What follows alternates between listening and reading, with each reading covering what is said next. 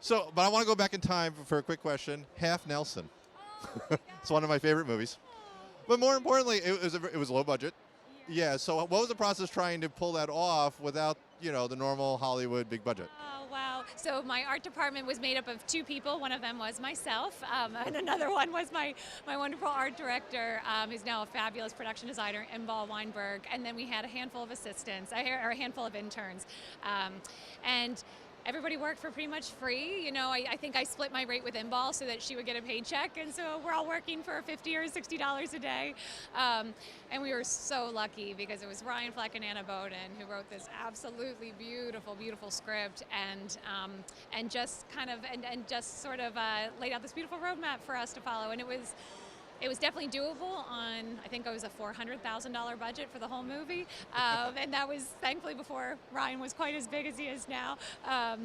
But we got really lucky that it was present day, and it was supposed to be, more downtrodden, more naturalistic. So the design could kind of really lend to what the locations were that we found, and let that kind of help inform it more than anything. So. But now you transfer to Drive, which also, slightly more of a budget, if I'm not mistaken, but still not huge. Yes. So what was challenging designing a thing that took place, a lot of it driving? Yes. So was that a different kind of challenge?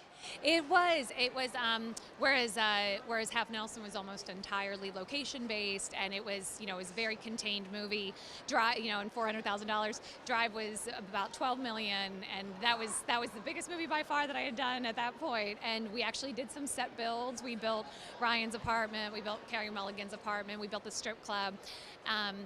And so it was my first time working with construction team, and that was just a giant learning experience, and an actual scenic team, and just giant learning experience of learning how to have those conversations with those guys, learning how to move that process along.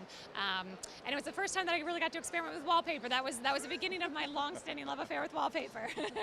So do you think this really helped you as a production designer, getting the indie experience, the gritty experience, then when you graduate to Suicide Squad, do you think you were more ready to jump to the bigger budget? Absolutely. I say constantly, I feel like my indie background absolutely prepared me for this, in that it gave me resourcefulness, and it let me realize what things to really focus on, and what things to consider precious, and what things aren't precious and you can let go and you can move quickly on. I think it's easy a lot of times in these giant movies to let yourself kind of get stuck and kind of fixate on one giant world and not make decisions quickly and move on.